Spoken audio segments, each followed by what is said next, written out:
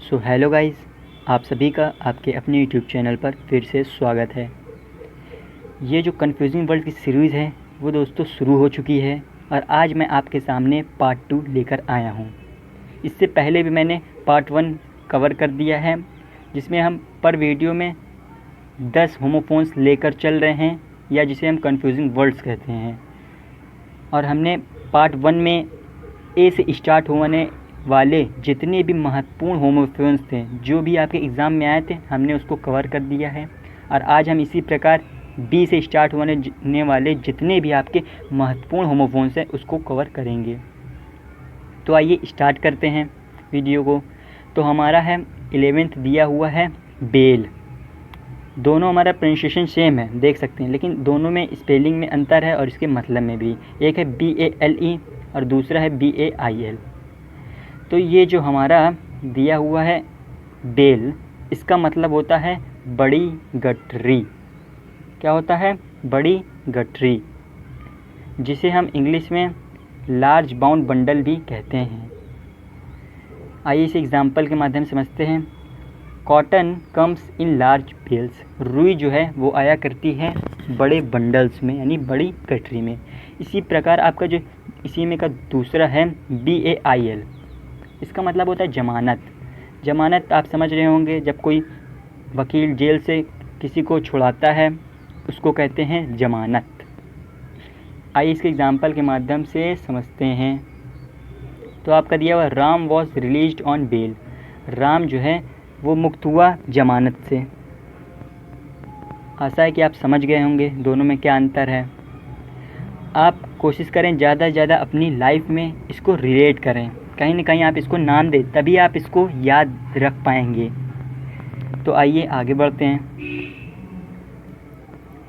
आपका दिया हुआ है बिसाइड और एक है बिसाइड्स। जो ये बिसाइड है इसका मतलब होता है समीप। क्या होता है? समीप। और जो इसे इंग्लिश में हम लोग बाय द साइड ऑफ भी कहते हैं। आइए इस एग्जाम्पल के माध्यम से समझते हैं। Come and sit beside me. आओ और बैठो मेरे समीप, यानी कि मेरे बगल में। अब अगर हमारे इसी में एस लग जाए, जैसा कि इसमें लगाया एस, तो इसका मतलब चेंज हो जाएगा। इसका मतलब हो जाएगा अतिरिक्त। क्या हो जाएगा? अतिरिक्त, जिसे हम इन एडिशन टू भी कहते हैं। तो आइए इसे भी एग्जाम्पल के माध्यम से समझते हैं। Besides teaching me he gave me a pen. मतलब कि टीचिंग के अलावा उसने मुझे एक पेन भी दी। आशा है कि आप इसको भी समझ गए होंगे। आइए आगे बढ़ते हैं हमारे 13th पे। तो हमारा 13th है बर्थ। दोनों का प्रोनाउंसिएशन सेम है, इसमें भी बर्थ। स्पेलिंग में अंतर है, आई है यहाँ पे ई है। तो आइए दोनों में देखते हैं अंतर क्या है। तो जो ये बर्थ है इसका मतलब होता है जन्म। क्या होता है? जन्म। इसके इंग्लिश में हम लोग कह सकते हैं टू कम इनटू लाइफ, ज़िंदगी में आना। तो आइए भी इससे भी एग्जाम्पल के माध्यम से समझते हैं। दिया हुआ है the cow gave birth to a calf. गाय ने जन्म दिया एक बछड़े को। इसी प्रकार हमारा दूसरा है बर्थ, जहाँ पे ई है। इसका मतलब होता है दोस्तों रेल के डिब्बे में सीट, जिसे हम कहते हैं ट्रेन के कंपार्टमेंट में जो सीट होती है उसको कहते हैं। आप यहाँ पे देख सकते हैं, ये दिया हुआ है आपका। ऐसे भी एग्जाम्पल के माध्यम से समझते हैं। I have got my birth reserved in the first compartment. मैंने जो है अपनी ट्रेन के जो कंपार्टमेंट हैं उसमें सीट पाई फर्स्ट क्लास कंपार्टमेंट में। आइए आगे बढ़ते हैं। तो आपका 14th है, दिया हुआ है आपका 14th। एक है ब्लू, एक है ब्लू। ये जो दोस्तों ब्लू है ये आपकी पास्ट टेंस है ब्लू की, जिसे हम सेकंड फॉर्म कह सकते हैं। ब्लू की सेकंड फॉर्म है ब्लू, और इसकी थर्ड फॉर्म की बात करें तो ब्लोन होती है। ब्लो मतलब होता है विस्फोट से उड़ाना या झटका। आप इसे फूंक मारना भी कह सकते हैं। आइए इसे एग्जाम्पल के माध्यम से समझते हैं। दिया हुआ a terrible storm blue over the city yesterday. एक डरावना सा तूफ़ान जो है यस्टरडे आया, यानी बीते हुए कल पे शहर में आया और उसने विस्फोट कर दिया, उससे उड़ गया, झटका लगा। ऐसे ही हमारा ब्लू है, ये तो आप जानते ही होंगे, इसे हम नीला रंग कहते हैं। इसे आप एग्जाम्पल के माध्यम से समझ सकते हैं।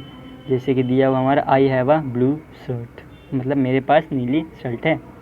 आइए आगे बढ़ते हैं। तो गाइज़ ये आपका 15वां क्वेश्चन है। देखिए, एक दिया हुआ आपका बोरो, दूसरा है भरो। आइए इसके अंतर समझते हैं। ये बोरो तो आप जानते ही होंगे, इसका मतलब होता है उधार लेना, जिसे हम इंग्लिश में कह सकते हैं take something needed from someone with the intention of returning it. आइए इस एग्जांपल के माध्यम से समझते हैं। दिया हुआ है I went to borrow a book from my friend Ram. मैं गया था बुक लेने अपने दोस्त से राम, जिसका नाम है राम, उससे उधार लेने गया था। इसी तरीके आपका दूसरा है बरो, इसका मतलब होता है बिल, जिसे हम इंग्लिश में कह सकते हैं a hole in the earth made by rabbits. एक ऐसा छिद्र जिसे हम, जो कि रैबिट्स के द्वारा, खरगोश जो होते हैं ना छोटे छोटे, वो लोग अर्थ पे, पृथ्वी जो है हमारी, उस पर होल बनाते हैं, उसको हम कहते हैं बरो। किसके लिए बनाते हैं? शेल्टर के लिए जो बनाते हैं। देखिए यहाँ पे आप लिखा है एग्जाम्पल फॉर शेल्टर। आइए इसे भी सेंटेंस के माध्यम से समझते हैं। तो आपका दिया हुआ है on seeing me the rabbit retreated into the बरो। देखते ही जो खरगोश था वो अपने बिल में चला गया, अपना स्थान छोड़कर अपने बिल में चला गया। आशा है कि आप समझ गए होंगे दोनों के बीच का जो अंतर है। आइए आगे बढ़ते हैं।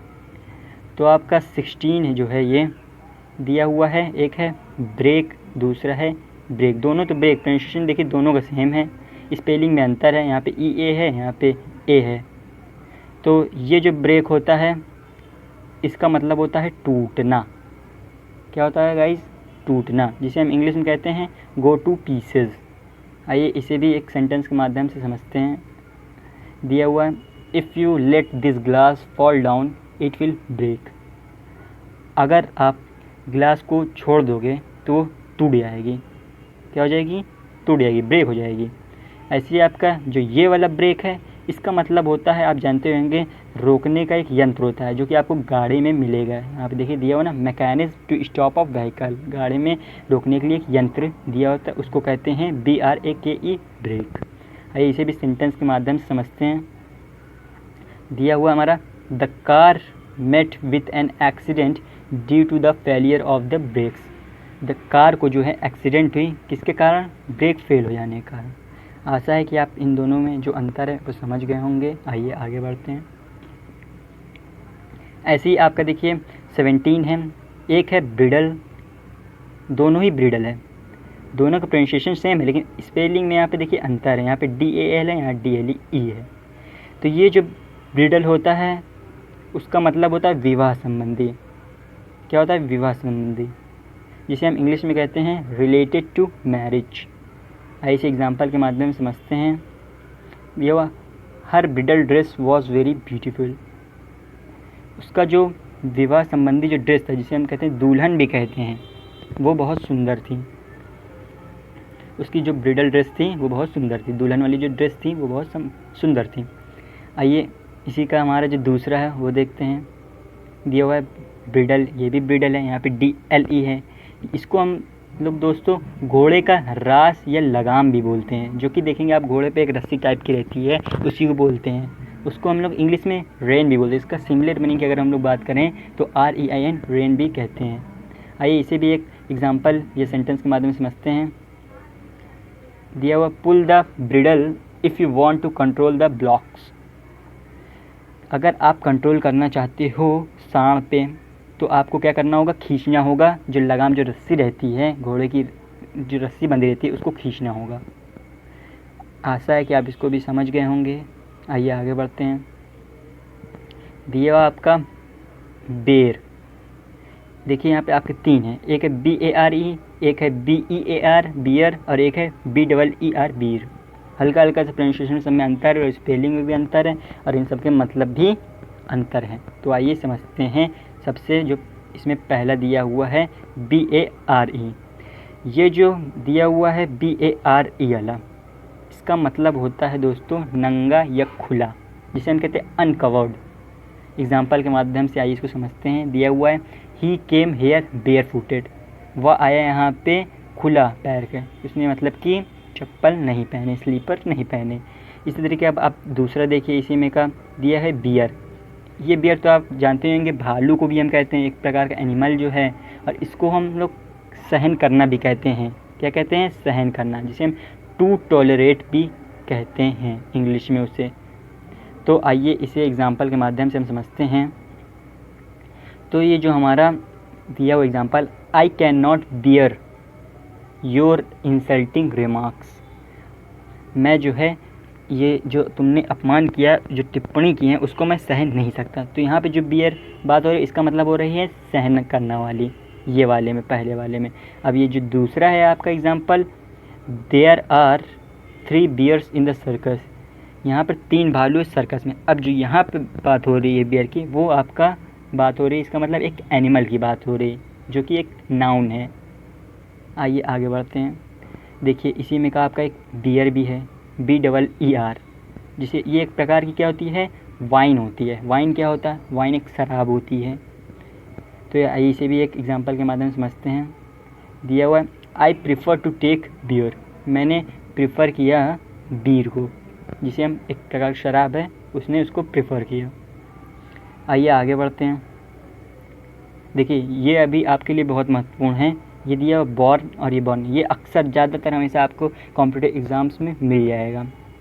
तो ये जो हमारा दिया हुआ है पहला वाला, इसमें का BORN, बॉर्न, इसका मतलब होता है जन्म। ये तो आप जानते ही होंगे, जिसे हम टू टेक बर्थ कहते हैं। इसका एग्ज़ाम्पल है, his wife was born in 1960। उसकी पत्नी जो है वो बॉर्न हुई 1960 में। अब इसी के जो हमारा इसी में का दूसरा है वो बॉर्न, इसका मतलब आप लोग बहुत कम ही लोग जानते होंगे। इसका मतलब होता है कैरी करना या फिर ट्रांसपोर्टेड, कैरिड और ट्रांसपोर्ट करना। ऐसे एग्जाम्पल के मतलब, जैसे हिंदी में हम लोग जनित भी कहते हैं, जनित। आइए इसे समझते हैं एक एग्जाम्पल के माध्यम से। He is suffering from water borne disease. वह सफ़र कर रहा है पानी की जनित, जल जनित बीमारी से वो सफ़र कर रहा है, मतलब जूझ रहा है उससे। आशा है कि आप दोनों में अंतर समझ गए होंगे। इसे आप याद कर लें, ये अक्सर आपके एग्ज़ाम में पूछा जाता है दोनों। अगर आपको अंतर पता होगा तो आप कर लेंगे। आइए आगे बढ़ते हैं। आज ये हमारा लास्ट क्वेश्चन है ये वाला। तो 20 जो है हमारा दिया हुआ बीट, BEET, एक BEAT। ये जो हमारा दिया हुआ है BEET, इसका हम कहते हैं चुकंदर। ये एक प्रकार की सब्जी है, जिसे हम इंग्लिश में कहते हैं आई प्रिफ़र मैंगो टू बीट। मैंने प्रिफ़र किया मैंगो से बीट। इसी प्रकार आपका दूसरा है BEAT, इसका मतलब होता है पीटना, जिसे हम इंग्लिश में कहते हैं टू थ्रैश।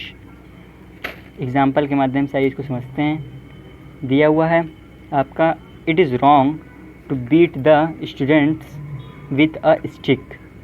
मतलब कि ये गलत है स्टूडेंट्स को पीटना स्टिक के साथ। आशा है कि आप इसको भी समझ गए होंगे।